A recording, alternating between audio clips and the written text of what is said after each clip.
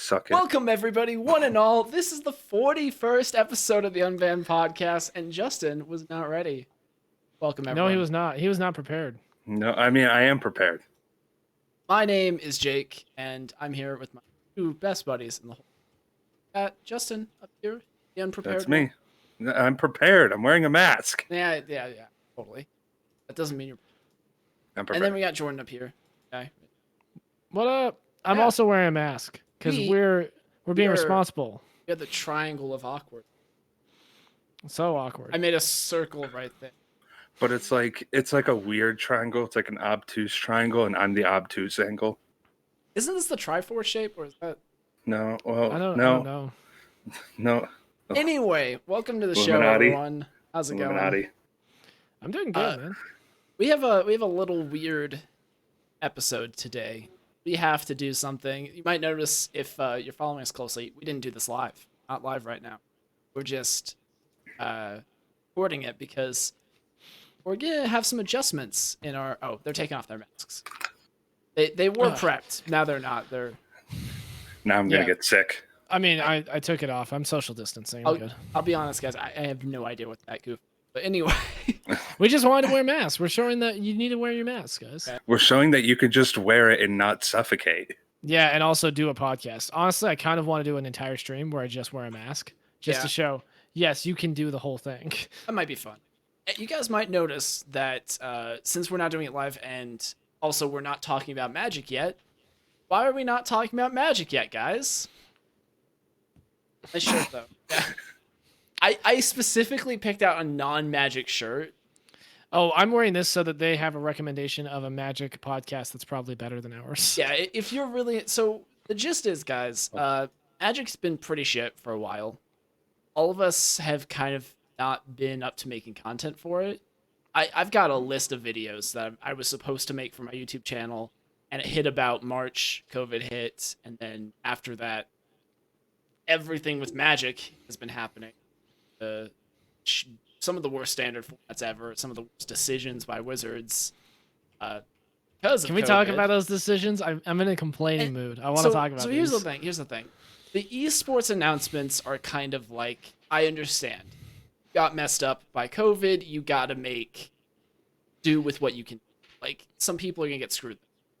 After rereading them, I think it's actually pretty reasonable. They are setting up for a big reset next year, and they'll just start fresh. I don't want to get too far into it because this isn't the main topic of our show. Yeah. But I actually think the esports announcement is pretty reasonable. I think it's good. Yeah. It's not where it should be, but at least they're making steps now. I've been waiting for a year for them to start taking steps towards fixing it, and they're finally getting around to it.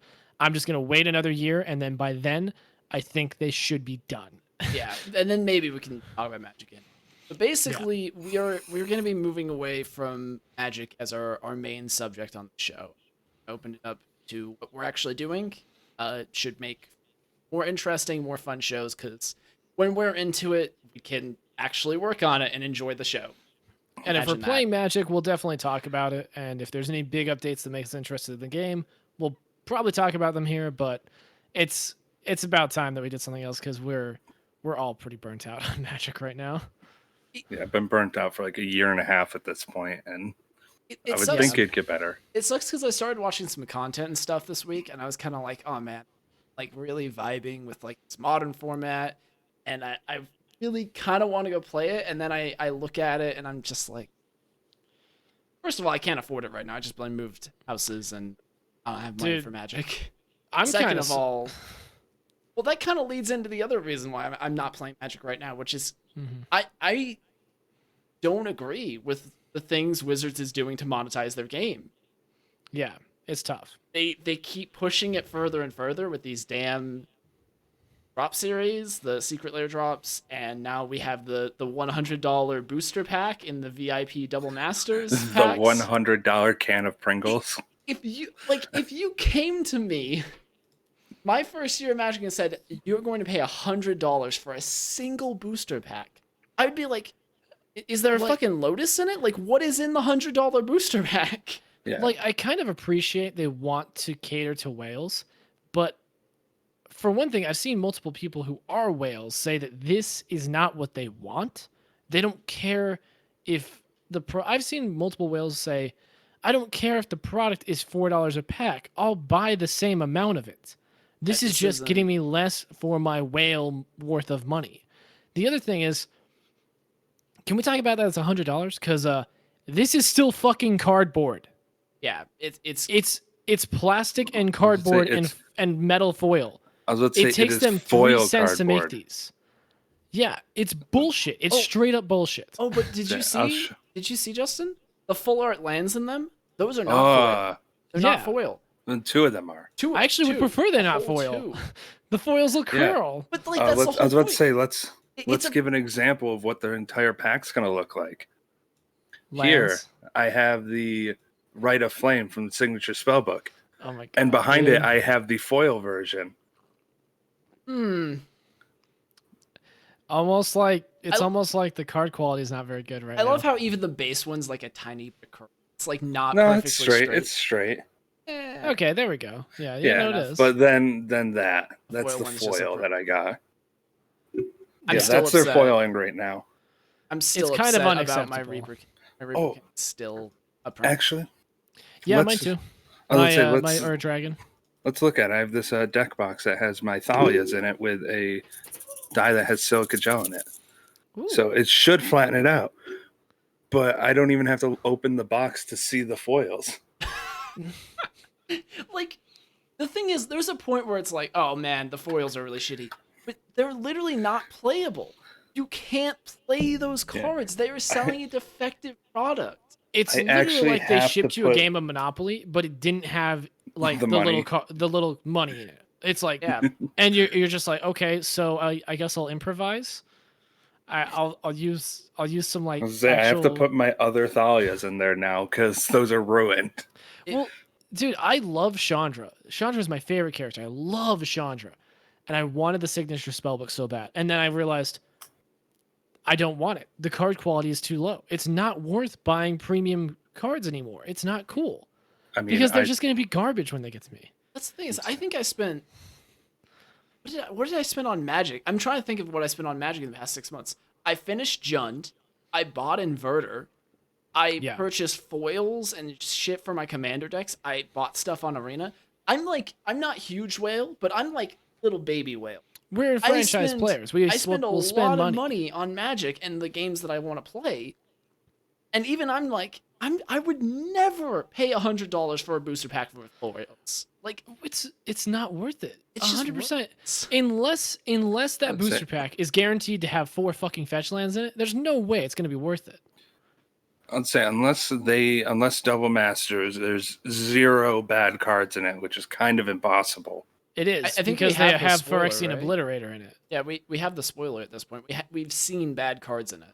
Yeah. Wait, have we? I don't think yeah, like Phyrexian Obliterator is literally one of the rares in the set. That's a good rare. Yeah, but it's $4. It's a really good card. It's really fun. It's $4. If you pull that as a foil from your $100 pack, like say you got just Phyrexian Obliterators for some reason. Are you sure? Bye. Oh, we lost George. He'll be back. He'll be back in just a second. Yeah, Phyrexian Obliterator is not a card that's spoiled for Double Masters yet. Yeah, Phyrexian Obliterator is not. Oh, my bad. That's it's doubling season. My bad. Blight. Sorry, it wasn't a jump start either. No, wait. What'd they say Phyrexian Obliterator was in? Hold on. It's in the Art of the Swamp for the Phyrexian land.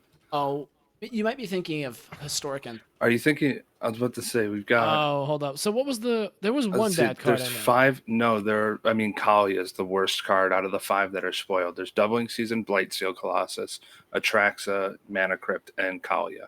Atraxa's like $10. Yeah, well, the thing is, it doesn't really matter. Atraxa is not $10. You shut up.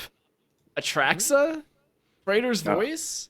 Even after the anthology, it's going to be more. Is it? Yeah. Hold on. It's only played in Commander. It was like $70 before, Jordan. Oh, okay. It's $38. Wait, but even if you get that, it still doesn't make up the price of the $100. It might be $10 after this reprint, but like it's $10 a pack, right? That's how much it is, I think. Anyway, no, we're talking about $100 a pack. Anyway, it still makes no sense. Like, you'd have to get 2 foil $10 cards to make. Let's say, and then there's also the full art variants. There's a whole thing that could almost make one pack worth it if you get very lucky. But I get the feeling there's going to be a few duds in the set, though. There's no way they make double, like, it's called double masters. Why would they make double masters a better value than ultimate masters, for example? Like, I don't think it's going to happen. Also, I just want to point out quickly, I'm so annoyed that the box topper gimmick has been beaten to death now. Yeah. 'Cause I felt like that was a cool, unique thing that it did, but now every rare is a box topper. Yeah, instead of a unique card that's the box topper. Yeah. So you don't get anything special for, investing in a product early. You just get one of the rares. Don't get me wrong, there's only one box topper, Liliana the Veil, but Yeah. it was a cool thing to have. I prefer the version of unique version of something set as the box topper. I just hate the idea of like Nexus of Fate, which was $70 for a few weeks, and it's not fun. Yeah. Nexus of Fate still it's slowly accruing value. It's just a commander staple. The only thing about Nexus of Fate is that it's still the poster child for the bad foils. Because it was only available in foil for the longest time, and the foils were so bad that they had to give out proxies, man. It's still only foil. Oh no, it's never been printed. Anyway, it just seems like they keep pushing premium products for basically no one. No one really wants them. Someone is buying them. I don't know who. Probably casual kitchen maniacs. Table players who have too much money. That's who's buying them. Kitchen table players who sold their kitchen table. And I think Prof said it best.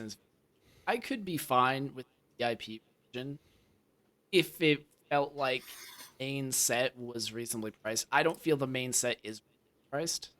It's not. Yeah. It's a limited run. If you're going to do a limited run of a product, you should not also have to pay a premium. Sense. Yeah. It's not even that. It's like it's a limited premium set with a premium product attached to it. Yeah, like the whole of Magic, by the way, is 100% superfluous garbage. Like, I love Magic as a game, but no one needs Magic. It's all a premium product. $3 for a pack of cardboard is actually probably too high. If you really think about it from like, oh, I'm playing video games or I'm gaming standpoint, for the price of a box of Magic cards, you could buy Betrayal Legacy, which is $100 game, but you can play it for months with your friends. Yeah. Well, the other thing is, if you were to compare it to video games, a $100 booster box is a $60 game and then like a $40 indie game. Or like that's 2 full games. A $60 game every quarter, and then also all the online for it, and then also another game. That's 4 months of a subscription to an MMO. It's like the booster boxes are just rough. And the other thing is, since they keep driving the price up, it's coming really close to them just acknowledging the secondary market, which is dangerous. Yeah, that's the issue. We've talked about this before. It's also kind of scary because recently the UK passed a law about digital boxes, basically saying they're gambling. They're going to start taking action against people, put them into video game. I'm really, really curious what happens to like Wizards of the Coast with MTG Arena that basically has digital loot boxes. There's no way to cash out the cards. Mm-hmm. There's no way to refund the cards. It's 100% gambling for digital bullshit. So it's really dangerous, and I really hope they're thinking of it that way, because it is. It's really worrying. Yeah, they are going to have to make there's absolutely no doubt in my mind that in sometime in the next few years they are going to have to drastically change how they monetize their game, and if it looks like the Secret Lair drop series, it's gonna kill Magic. Like, you will not be able to play Magic anymore. That's my prediction. I'm not joking. Not trying to be hyperbole. I'm serious. He's not trying to make a title for this. Yeah, this isn't me being clickbaity. I legitimately believe that if they continue pushing this, governments are going to get involved. They already are getting involved with digital versions of this. And Wizards of the Coast needs to be ahead of that. They need to be reasonable with their pricing and not gouge people. Because then they can go back to the federal investigators that will probably show up at some point and say, hey, but we were making a value product. Look at this. Yeah, and this is... Because right now they have no legs to stand on. They are actually just gouging people out of the game for money. Yeah. Well, and the other thing to keep in mind here is that there are competitors to Wizard, Legends of Runeterra, who have done this correctly. And you notice when you play Legends of Runeterra, their monetization is extremely fair. And I think the reason why, because I don't really trust Riot to care about their consumers, if I'm being honest. You can go look at the skins they make, and it's like, they're good value, they're cool skins. But the thing is, they're expensive. Like, a lot of stuff in League of Legends is really, really expensive. Mm-hmm. So Legends of Runeterra, they are so fair, and I think it's because they read the writing on the wall. They looked at what happened with EA and with Battlefront 2, and they said, we can't actually sell this way. We'll get in trouble. I think that they're just thinking ahead and being like, this is how we have to do it. And also, it makes them look really good, and it makes their game more fun to play to have a more fair business model. If you also look at a few other like AAA video game titles, if we're getting into sports space, Valorant doesn't have any sort of random cosmetic BS. They got rid of loot boxes. It's just you buy what you want. Companies are learning that it's not something that they can really do. Fortnite doesn't anymore, I don't think. Fortnite never did. I was about to say, they never did any kind of loot boxes. They always just had their V-Bucks, and you can buy it. You can buy V-Bucks and buy what they have on the market at the time. Activision Blizzard kind of did the same thing where with the new Call of Duty, the loot boxes. And I think that everyone else in the gaming industry, whether you're WotC or some indie studio, you should pay attention to these big companies, because if they feel that they can do something for money and get away with it, they just will. Like, that's just how they act. I mean, they released the remake of Modern Warfare 1 with loot boxes in it, like with cosmetic bullshit. And then they changed it. Yeah, and really then later on. And I think it's still in the game now, but like with Modern Warfare, the remake, they didn't put that in because things had changed. What was I going to say? Oh, another thing, while we're talking about things that Wizards needs to fix, probably like right now, is there were a bunch of memes that popped up yesterday of there was a banned and restricted announcement, which I'm sure everyone saw. Astrolabe got banned. They banned... What did they ban in Standard? Nothing, right? No, nothing in Standard. I remember, this is what the meme was about, because they banned some stuff in Historic. They banned 2 things in Pauper, which I was really excited about. They got Tron out of... Tron is like not as good in Pauper anymore. You have to actually play Draw. What was the other card? I forget. It was Mystic Sanctuary. Oh, it's Mystic Sanctuary, yeah. Which is... I loved playing it. It needed to go. The card is a mess. They got rid of Expedition Map. Mystic Sanctuary. Yeah, but for Standard, they said, we like how the metagame is shaping up. It's very diverse. And then people were just posting it alongside the like PTQ finishes, and it's just wreck. It's all Reclamation decks. Yeah. And it's just like, I feel like maybe you probably should have just banned Reclamation. Or, the other cards in the deck. Yeah, I think they're just waiting on rotation, and then they're going to reevaluate things then. It's another situation. It does make it does make things kind of awkward when your statement is saying we're seeing things that are really diverse, and what is actually being played is the opposite of what you said your statement was. Yeah, there's just no what your statement was. Here's the thing: the game might be diverse, the results are not. There could be a ton of people playing different decks. It's just the decks that are winning is the deck that is winning. What they were saying is that the decks were winning were diverse. They said the win rate of Bant Ramp and Temeric back into check after where it had its breakout. And there's the weird thing to me is I haven't seen that anywhere. All of the results that I have seen have been Bant Ramp, Temeric, a couple of like sacrifice decks. I don't follow it super closely anymore, but it's weird because Wizards will do this on banned and restricted announcements. They will share data and reasoning for things that we don't have access to at all. And that's something I think they also should look at. Wizards of the Coast is very secretive. I don't know what set is coming out next year after Zendikar.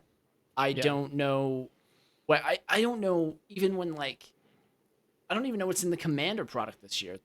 The set that's coming out, I think that's in December or something. I don't even know what that's going to turn out like. I feel like that's going to I feel like I'm afraid that's gonna whale out. You know what I mean? Like Yeah. they're gonna add premium garbage to that, and look, you can get this card with it when you buy. Like, there's gonna be a box topper or something like that, and it's like a huge deal card. Yeah, I feel like Wizards has always worked secret. I actually talked once. I read like that he said the secrecy of like the sets is, in their opinion, 100% pinnacle of like how they market. And if they were to ever change that, it would damage the game. And that's just not how things are developed in. Yeah, I think that is completely incorrect. Yeah, most games that I see, they either have like a very forward-facing PR team, and Wizards does this a little bit, live streams and stuff like that, talking about esports, but you don't really see that with the products anymore.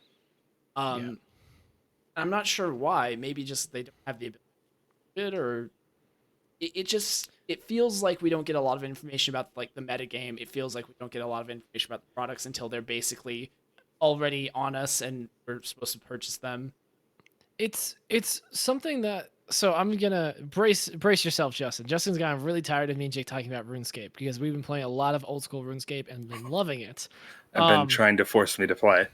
We would like you to try it, because we think you would enjoy it. That's it. He tried it for about 10 minutes and didn't actually play anything. I clicked follow. I clicked follow. Is it Fox? And then typed about how great my boyfriend was. Yeah. Because he was playing a female character, so he was I playing was RuneScape girlfriend. I was his RuneScape girlfriend for sure. Which is funny because now I play a female character. I gender swapped because I like the way the female characters look better. Anyway, so I've been playing a lot of RuneScape. Old school RuneScape is a very interesting game. Most of the stuff that the dev team makes is polled. It has to pass a vote by the player base to make it into the game. And if the vote doesn't pass, they don't work on it. They take it to a concept stage, they present it, and then they take feedback, and then they poll it. And this system blew my mind. I watched the stream, and the devs are giving so much insight into their design process and their thought on what the game should look like. And the players are talking back with them and responding. And the devs, like the players for this poll, for this bit of content, were like, hey, we don't think this is good. We think that the ability was to skip a task in the game every day. We think that's abusable. You shouldn't put that in. And the devs listened. And it blew my fucking mind because I'm so used to Blizzard and Riot. And, well, Riot's actually better now. But I'm so used to, like, Blizzard and WotC and fucking all these big game developers who just have no transparency, no back and forth with their community. They're like, we know what's best for the game. You have no fucking clue. We're going to design it how we make it. And I'm like, that's how WotC is they have this 25 years gap of knowledge where they're like, we understand the game. And the player base is like, we were also playing for that 25 years. You should listen to us. Give us some of your information and let us have a back and forth on this. It will improve things.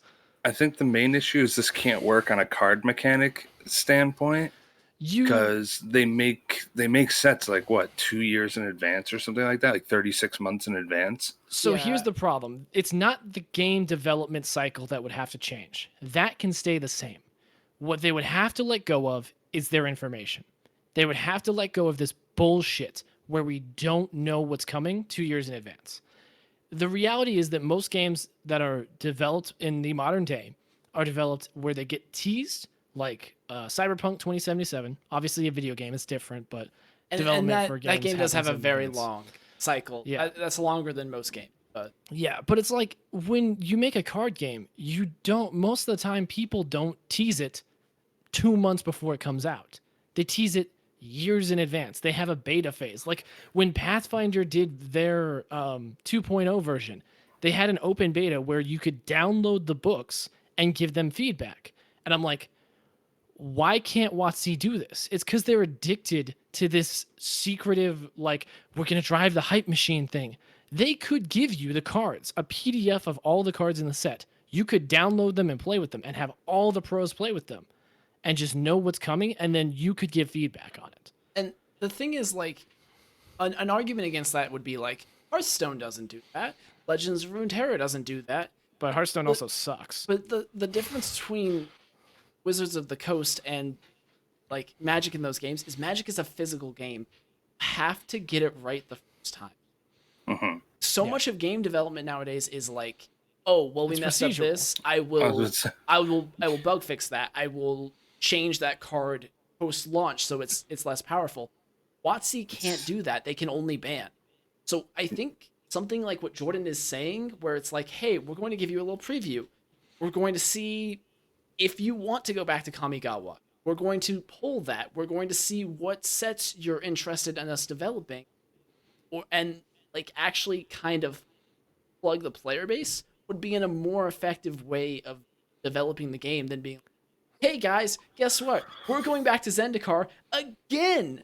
Aren't you all excited about Zendikar for the third time? Isn't that what you wanted? And then there is some people, like, I have a little bit of hype for Zendikar, but Yeah, it looks okay. it's like I like Zendikar was one of the first sets I played with, and I joined up with Magic in like 2013. I'm Yeah. familiar with Zendikar, and I've been playing for 5 years. Imagine the people who have been playing for the whole 25 years. They don't want to go back to Zendikar. They've played it twice. Yeah, I'm sick of Zendikar. I think I've always been I hate power creep, I'll be honest with you, and that's kind of been the whole another thing thing to with address, yeah. Zendikar. Yeah. That's the whole thing with Zendikar is look at how big everything is, lands, ramp, big stuff, and it's like I hate that. I think And- it's just Yeah. doofy. I And don't know how to with describe it. With the recent power creep in the game, it's like I'm terrified of what Zendikar will bring. Oh, It's like, oh, new Ugin card. Look at this. It's 10 mana, so they won't be able to cast it on turn 6, we think. And then they will. Then they'll cast it on turn 5. Yeah. The other thing that's kind of weird to me is like, I think WotC keeps going back to Zendikar and Ravnica Dominator because of there's a trend right now of like remakes, but the thing that I think they're missing is that the reason why people liked Zendikar was because of like, Because it was different. yeah, I guess the best way to say it is like, the reason people like Innistrad is because it was really broken, and back then it was like a completely different. I wouldn't say it was broken. It was I powerful. would put forth Yeah. that you can have a powerful set without breaking it. Original Zendikar didn't break Vintage and Legacy. See, It was Return to really Ravnica- powerful standard. Yeah, Return to Return Ravnica, to same Ravnica thing. was a great set. It had awesome cards, even though I don't like Sphinx's Rev. Bye, Jordan. We'll wait a second. Yeah. I'll just restart the sentence. I think All right. I'll restart the sentence here. Nothing happened. Yeah. Yeah, Return to Ravnica had awesome cards. Like, even though I hated Sphinx's Rev, it was just a powerful set, but it wasn't overwhelming. Like, okay, I have to play this card. I was joking before the start of this. Like, I built this Sultai flash deck, and I'm like, man, I need 4 cards. Guess I'll throw 4 Uro in there. But- I mean, there's nothing else I can do, really. kind of what I was saying is like there's this trend of like we're gonna go back to vanilla WoW, we're gonna games from your childhood, all of that. And I feel like WotC's trying to do that, but they don't really get the point of it. Like Yeah. when people say I want to go back and play Zendikar Standard, they aren't saying go back to the setting of Zendikar and give us 2 like mechanics from it. They want Zendikar Standard, the exact thing. And that's what they're missing here, I think, is And- they keep trying to do things like Ravnica, where it's like, or do new mechanics. I'm like, well, that's great. I love that. That's great. Do new mechanics. But when you return to a plane, I want It's to gotta feel like it. I want to feel like that's Yeah. Ravnica. I want to feel like I know what playing Return to Ravnica Standard is like now because I didn't get to do that. And So- they could do remastered sets like what they're doing on MTGA as side sets. Why can't they just reprint everything that was in Return to Ravnica but remove the junk They as are a doing reprint that. set? Well, Wait, they're that's doing what that I for was going to physical? guess. For physical cards? Because Not- that's what I'm saying. Not for physical. I agree. Yeah. I don't understand why they don't just remaster Zendikar Yeah. and I then would love release it to- as a product. Or even just reprint the set. Return was to about to say, Ravnica is is there- such a good draft format. I've played it like once. Is there a legal reason why they can't just reprint Zendikar? Like, hey, No. There's not, but there is a secondary market reason. Or there's a Justin has to. We'll stop for a second while Justin deals with the dog barking. Yeah, no, but I will finish my sentence to make it easier to edit. No, there's no reason whatsoever that they couldn't just say, "Hey, we're just gonna do a reprint of Return to Ravnica. You guys it'll be a limited print run. It's not gonna be unlimited, but we're gonna do a print run of Return to Ravnica. It's gonna have exactly the same cards in it. You can draft it at your local game store. Go ahead. It's gonna be the same price. There's no physical reason why they couldn't do that. but you know what would happen?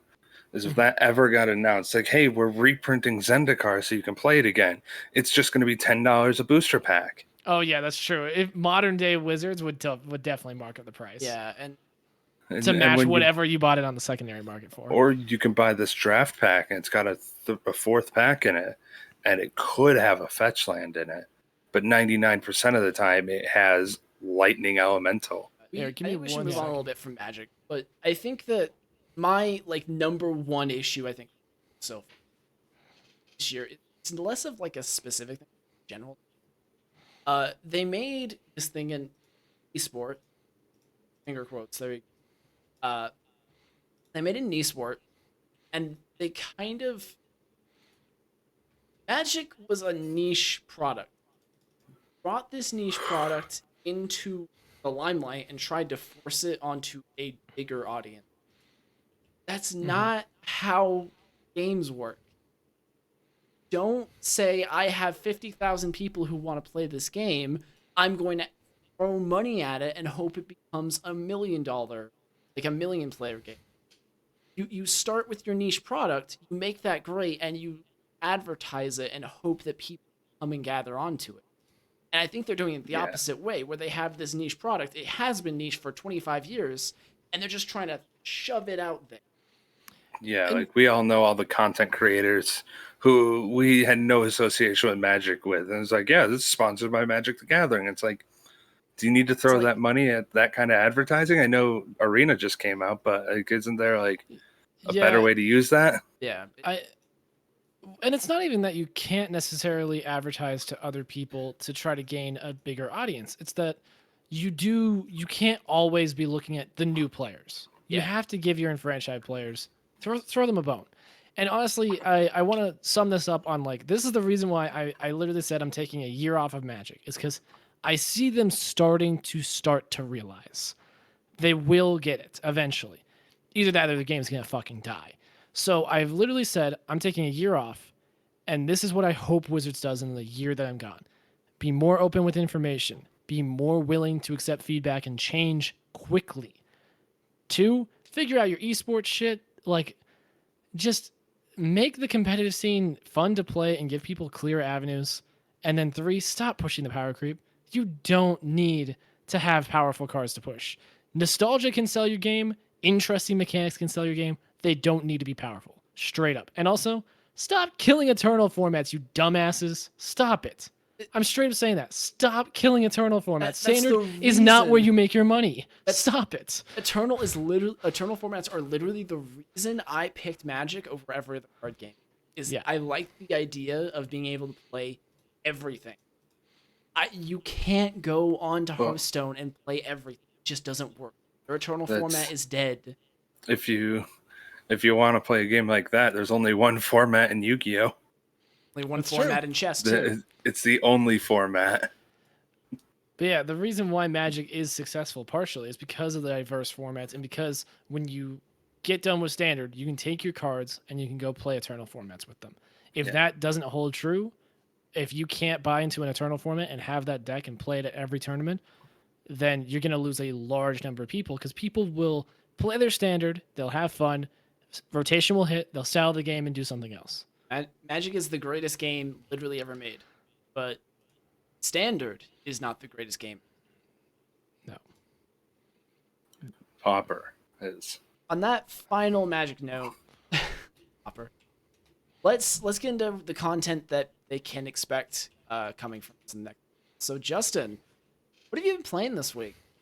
I haven't been really playing much. I haven't been doing much, honestly. I've been working on a video and stuff like that, and Can you give us organizing a my other hint stuff. of what the video is? It's a Mortal Kombat video. I know you guys all love Mortal Kombat. I do. I actually do love Mortal Kombat. I haven't bought the new ones. Hasn't gone on sale yet, yeah.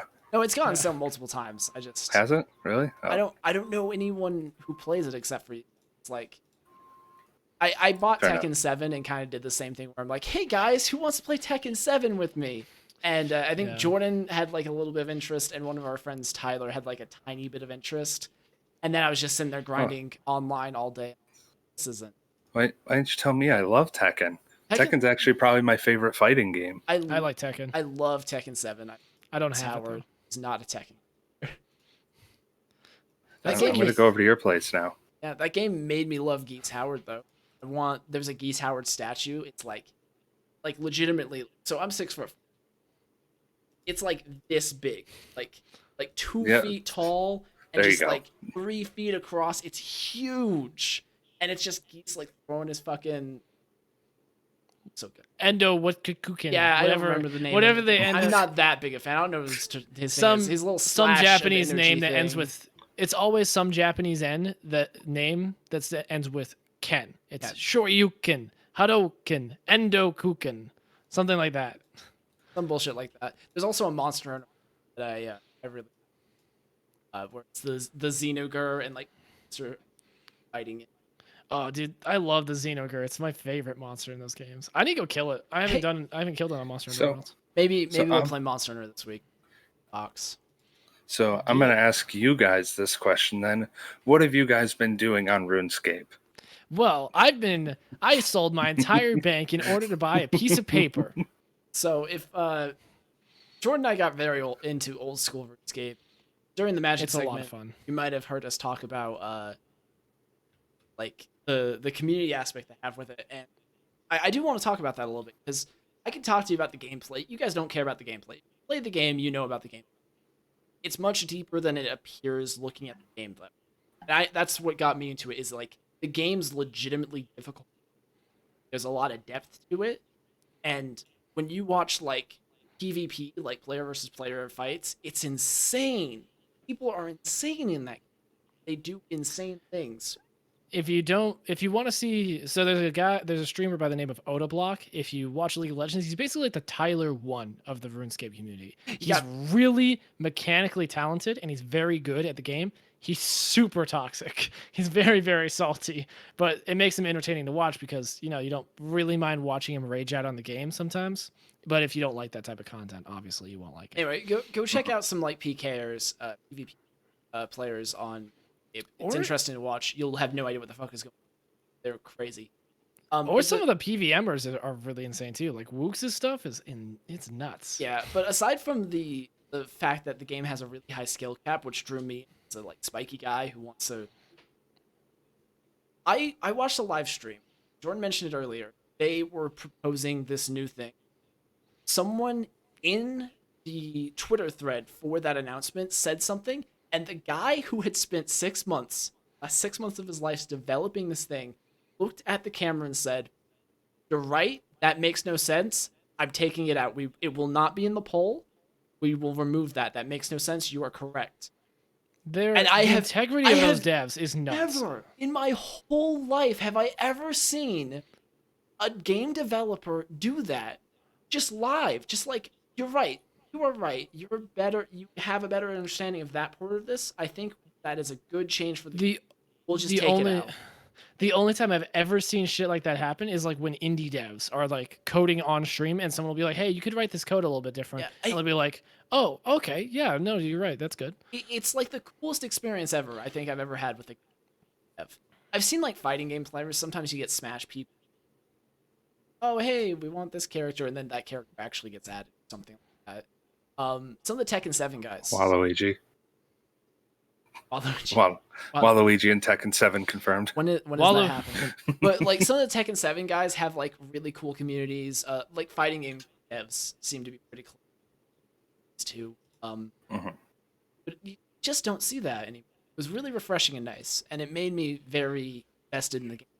If I don't like something, I feel like if I get enough people to agree with me, we can actually change it and the game's better.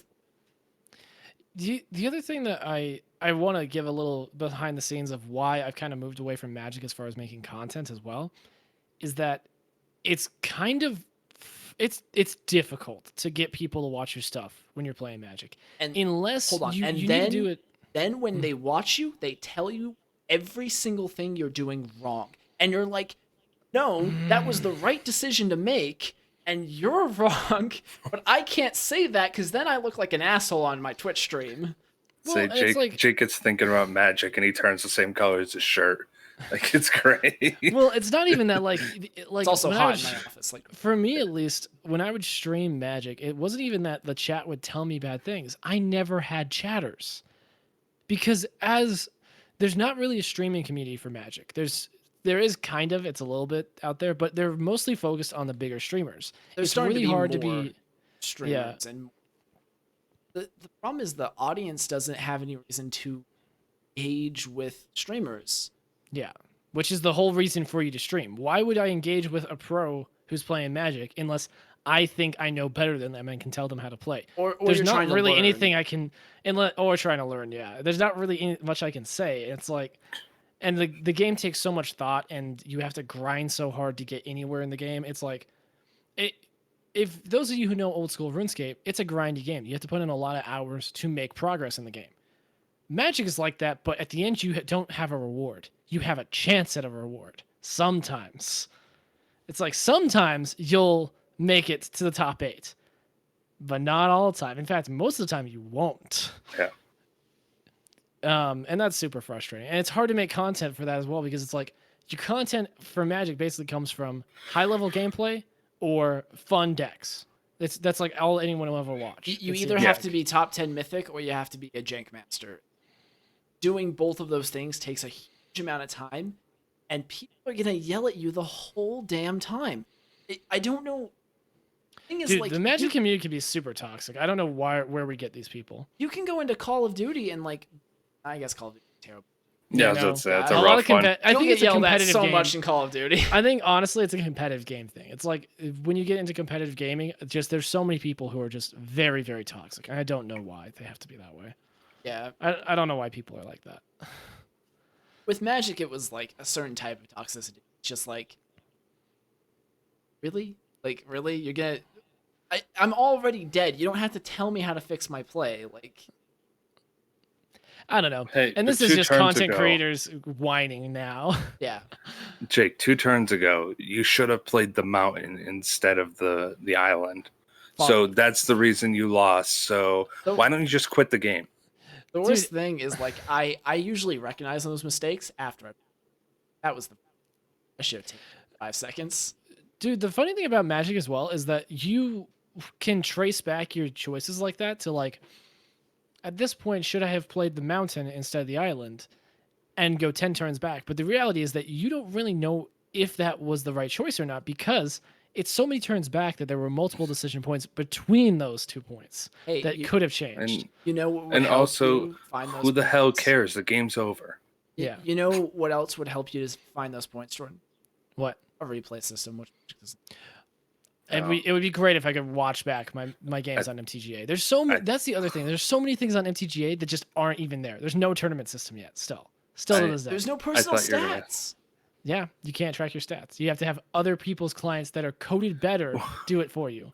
What do you mean? You can track your stats. You can see what you are in ranked in 2 different things, and your season pass level, and oh yeah, and you can see the daily deals. That's a good stat. I hated that fucking shit about Hearthstone. When I was playing Hearthstone, like at the beginning, like, what's my win rate? Oh, I don't know. I have to go install a client from somebody else that does it for me. If you're like us and you don't like Magic right now, by the way, go try Eternal. Eternal has a mobile client, and the game actually works with that. I don't think Magic should ever. It just doesn't. But as a mobile client, because the game's actually developed, it has stat tracking. It has a match history that's extensive. You can watch plays. You can watch you can know every card that was in your deck when you played them. and like go over it and see what your matchup against particular decks is. That's it has insane. a huge amount of challenges you can do if you want to just like do Magic puzzles. Basically, the game plays very similar to Magic. It even has like literally lightning as a card. You can also go play Legends of Runeterra, which has not all of these features, but at least it has stat tracking and stuff. The only thing about Eternal is I tried to play it. I tried to keep up with it, and it felt a little power creep, so I stopped. So I'm not sure what the meta is like now, but if you're looking for like a modern developed Magic game, it's really good scene too. Yeah. I think in general I'm just done. You're facing with too. This doesn't. It's kind of fun to just have niche stuff as well. Yeah. Well, I don't like going into a Discord. I want to go. You can never talk to. Does that make sense? Like, I don't want to go into a community and be like, "Hey, everyone, I'm Jake," and then a million people be like, "Fuck you," and then. Yeah, it's kind of like, how would you describe it? It's like going into a convention. Yeah. Instead of like sitting at a table at the convention. Exactly. Yeah, or going to your local game store and you see like maybe 5 groups of people and you're like, oh, okay, let's go. Oh, I talk can to like one pick of a them. few of these, and you go to the convention. It's like, I don't know anyone here. It's like that person has a hat on. Yeah. Let's follow them around. And really, I think Magic will also be more appealing to me once I can play paper again. Yeah. The professor said it best. Tulare Community College, prof said, Magic is the best game ever made. It's not the best video game ever made. That's because the best video game ever made is Dark Souls. Okay, you can stop being a liar. I love that game. It's I so fucking good. love that game. I play it to this day, man. It's so good. But it really is. Magic's strength is its paper play. And I feel like they're also focusing on online and the esports thing. It's like, look at your command fests. Look at how many people show up with a freaking attache case full of $10,000 worth of deck. Pull them out like they're arsenal about to go kill zombies. Yeah, they pull it out and they cock it like a sniper rifle, their commander deck, and they're like, yeah, let's play some games. And they're not even trying to win. They're just having fun with it. Like, there's like, this deck plays Possibility Storm. This is my Najila deck. Isn't it pretty? Yeah. And that's like the community that is good in Magic. I mean, obviously, there's going to be some shitty people in there, but like the people who show up to conventions and they just want to play the game and have some fun, those are the cool people. And even some of the competitive community gets that way as well. But that's what sells the game the best. I think that's the best aspect. I'm like legitimately shocked that for MTGA, social stuff, chat, have social. I think it's because they just don't understand what they tried to make Hearthstone. Yeah, I they think tried to make Hearthstone when that's not what their game is. Game. It's just not meant. Yeah. If you ask me, I think they're developing like every other video game developer does now, where they release 60% of the game and patch the rest in after. Yeah, that also, they seem to have rushed it out. Or maybe the team is they just don't have enough people. I'd love to know how many people are on that team. Because they develop so slow. Yeah. It's like, out and Chile. Like, guys, we could put groups in here, or we could put these other cool features like, drafting with real people. Yeah, we have that now, though. But you can have this cat on the side of your screen. One little nitpick, by the way. I don't like the pets. Yeah, fuck the pets. Do you know what I've never wanted in Magic? Generic dragon. Do you know what I've always fat dragon? Do you know what I've always wanted in Magic? I want a little chibi Chandra that hangs out on the side of my screen and throws little fireballs when I click her. That's what I want. No one in Magic has ever been excited about summoning a bear. Fun fact, and we're back on Magic. Playing about Magic for... Dude, this is the end show. It's warranted. We have to go through every step because this is the last time for a while that we're going to talk about this shit. Jordan, wait, you're telling me that you didn't connect with Random Wolf number 252? No, weirdly enough, I did not. Wait, you didn't want to pay a battle pass fee for Wolf number 252? No, I mostly did it to get the extra Hunt Master of the Fells? You wanted Liliana? No? Yeah. What? Why would you want Liliana? That's a person. That's a person. Yeah. That's someone who's a character that you've read about for 5 years. And a that being said, storyline they killed. I love the little foxy one. That one I like because it's a little foxy and I love foxes. But if it were like if it was 8.5 tails, I'd like it more. Because that's a card I know. Why can't I have like a little 8.5 tails? But they're characters, not pets. To throw out to another game, in Rainbow Six Siege, you can have little chibi versions, all the operators, and you can put them on any gun. So like even when you're not playing your main operator, your main character, you can rep them. Yeah. Yeah, you can have your little I chibi. got Sledge. Yeah. I got Sledge Yeah, you got a here. little Sledge here. Yeah. And That's and I what think people want. Like, I think that's that's what I'm kind of getting with the Commander thing. Is it's like Commander is such a personalized experience. You can choose the power level of your deck. You can choose who your play group is. You can choose what your theme is. That's the thing that they never got on MTGA. It's not a personal experience. I'm just spamming with the best deck I can. yeah, Spamming Yorgo. Yeah, and it's like there's no tabletop play type of thing. There's no open rooms no where I can take in lobbies. where I can take in a janky casual deck if I Yeah. feel like, or Oh my God. there's no way that I can do that. And it's like, so you've made Hearthstone, and guess what? Hearthstone fucking sucks. If It's you're shit. playing Hearthstone and you're not doing it competitively, No, I even guess competitive they Hearthstone have- isn't that much fun. The pros have complained about it for years. It's so full of power I take creep. it back because Hearthstone has a couple of like modes that are not competitive now, so there's at least that. And they've tried to do this in MTG Arena, and I get the feeling just none of them. Personally, I think Momir Yeah. is the only one I really enjoy, and it's limited to the cards on it, so I fucking hate it. Well, they already have it. It's Commander. You want a Well, they casual? didn't even- You want the best casual format? It's Commander. I want Historic Brawl to be an actual format on that, and I That'd don't be cool. understand why I I can't. want Modern Brawl. Modern want Brawl sounds Commander. like so much fun. I have no idea why Brawl was not like a bigger card pool. Because the thing is, I play normal Brawl and I'm like, there's not enough here. But then I play Historic Brawl, I'm like, this is a fun. There's so much I can do. Yeah. So many cool cards to play. But we already told you Brawl is standard only, so we can't change that. It's kind of like Commander. So I actually like Commander a lot. But the problem is I haven't played Commander enough to really understand it and like know like a lot of the cards. A lot of people, the old hats of the game, know a lot of these cards, and they, oh, I'm gonna build around this Kamigawa theme years ago, and I remember all those. I played with them. For me, I have to spend like hours going around each rec, and then I find something that I like, and that I like it. For Historic Brawl, it's literally only the cards I know because I've been. So I feel awesome playing it. I'm like, yeah, I can make it to Fairy Hero of Dominaria deck or fucking Muldrotha deck. That card I tried to make work in Standard forever. It's like I'd be Historic more Brawl. hype if I could play Torch of Defiance deck. Historic It'd only Brawl be for good if me you had is Dubious what Challenge. Commander is for everyone else. Everyone loves Commander because of these feelings, and I don't get them because I was not like a long time Magic player. Yeah, I just like being able to play garbage decks. Yeah. that's all Justin wants, and he just Yeah. for that all he needs is a little. I will say this: there needs to be There we go. more jank in games. The fact that there is no meme guns, like there's no meme guns on the Call of Duty. There aren't. They're all fine.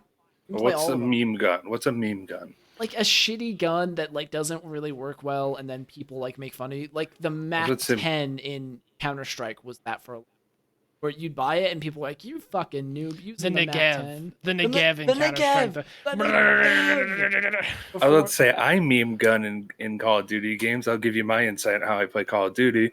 I take the SMG with the highest fire rate, and then I give it rapid fire. Yeah. And that's how I play. And I just go, and there goes my When was the there last goes time my we- mag. I want to ask, when was the last time we saw a really good against the odds from like MTG Goldfish? I don't see That's true. anyone do crazy combos mean, anymore. Maybe I'm just I- watching the wrong people, but I don't see it. He released a good one a couple days ago. It was the Splinter Twin one because that deck sucks now. Splinter Oh, Twin? that wasn't Yeah. that wasn't against the odds. That was Goat Yeah, I Magic. know, but don't wait, know. if you watch, hey, spoiler, if you watch it, it's against the odds. Well, but it's him trying to beat modern decks of Splinter Twin, and Yeah, he it's- can't. but the the- other thing is his build of Yeah. Splinter Twin. Me and Jake talked about this. I Also watched it, sucks. and I was It's like, bad. Why? Okay. Mystic Everyone Sanctuary was who rough might- in it, and No, Mystic Sanctuary is good. Keep Mystic Sanctuary. Everyone who might not be here for Magic, assuming that you come back and watch this later, sorry, we're gonna get in the nitty gritty. Why the fuck is he playing Vendilion Click?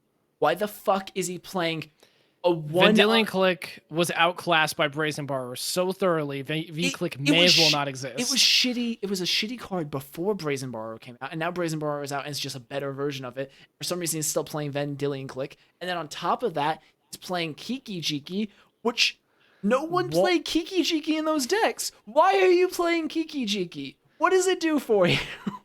What is it for? As far as he's like, Seth, I need 5 Splinter Twins in my Splinter Twin deck. I'm like, no, you only need 4. You really take them out often. So Seth is not a competitive player at all. He builds his decks. He has fun building his decks. The problem is this was building the deck to see how it compares against competitive Toon decks. Yeah. And he's got like V-Click, which is clearly in there because it was in the deck before. And that's not what a modern version of the deck would run. Yeah. And he's got Kiki Jiki in there because that's like his fun of. And it's like, that's not how we build competitive decks. If you have a deck and you're trying to make it competitive and you have a fun of, remove the fun of and add Uro. I was like legitimately shocked that he didn't try like a Temor like I was expecting style, like Rampless. Like I expected Jeskai with Teferi. He did play Jeskai with Teferi. Yeah. Was Teferi in there? I thought it was just blue. I thought it was blue-red. No, he did a Jeskai version. Which you know what? I do remember it now. Yeah, I don't know why I said that. Sorry. Which was part of my reason I hated the Kiki Jiki, because you're a 3-color deck trying to get a triple red, and I'm like, what the fuck are you doing? You're not gonna hit it on curves, yeah. No, I don't like that because it's not true. The other thing, you know what else was 3 red? What? Fucking Goblin Chain Whirler. Yeah. All right. We should wrap up. I got one more thing to say about this deck before we wrap up. The other thing is that it's a fundamental misunderstanding of what made Splinter Twin good. Splinter Twin, I'm looking right in the camera for this shit, was a good deck because it was a tempo deck with a combo finish. A lot of the time, you didn't Splinter Twin them. Most games, in fact, you didn't Splinter Twin them. You won by casting stuff on your opponent's turn and beating them down. And then if they ever... Why does his deck not have Sprite Dragon? Why is it running Remand when we have Archmage's Charm now? The way I would build Splinter Twin is take the current Is It Tempo decks that people are already playing in Modern and put Splinter Twin in it. Remove 4 cards, put Splinter Twin in it. Maybe like take out the Delvers or 8 cards and all that shit. Yeah, because you don't need Delver. You're running Deceiver X Arc and stuff. And it's like, that's how you would build it. And then if you want to do a Jeskai version, you'd make it more like a controlling version of the list. In neither of these decks would you ever run Remand. He didn't have a single counter. Actually, no, you would run. I guess, but no, actually, I guess you would run Remand in the tempo one, not the control one. Well, though. I don't think. My problem was like he had like no Archmage's Charm and like Why? No Archmage's Charm. He had like not a lot of cryptics, so he was like trying to play a control-y version of it. But if you're trying to play the control-y version of it, why are you playing Remand? Yeah. I feel like he got stuck in between. This is the old version of the deck, and we're going to see if just the old version will work. And then, we're going to add Teferi, because why would you not run Teferi? Yeah, no, I would play Jeskai to win, just for Teferi. Yeah, no, Teferi. You play it, and then you just like, I'm just going to now, and you can't do anything about it. And this is, by the way, I want to end off on one more thing. I want to talk about Magic this way so bad, but Twin's not allowed. We can have fucking Uro, but Twin's still banned. But this Uro is the doesn't problem, is fundamental misunderstandings of what is powerful in their game. I think the other thing that they're not getting is like, people love playing Splinter Twin. People loved playing Old Jund back when it had Bloodbraid Elf and Deathrite Shaman. And maybe those are 2 powerful cards, but it's kind of like Lightning Bolt in Standard. I want to play Lightning Bolt in Standard.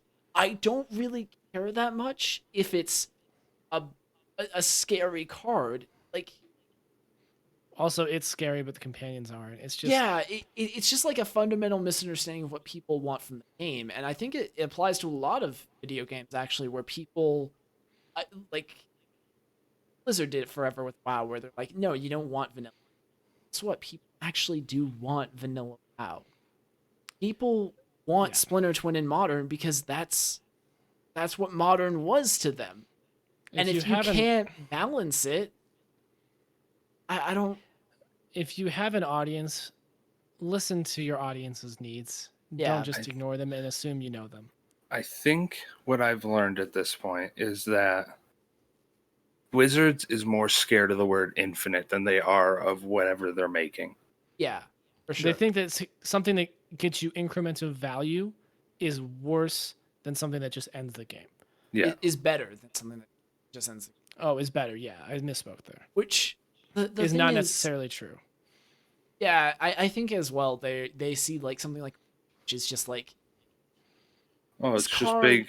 this card is going to win the game eventually versus something Splinter Twin, which is going to win the game spot. And I think even if Splinter Twin's too good, whatever. Like, but no one wants to go into a game, competitive game, and say, we're going to sit here for 50 minutes doing.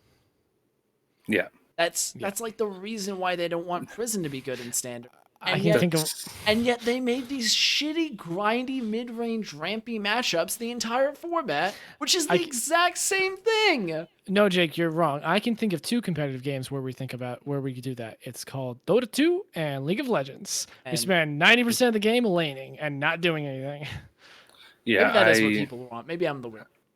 I think that's my leading cause of concedes on MTGA is just getting bored.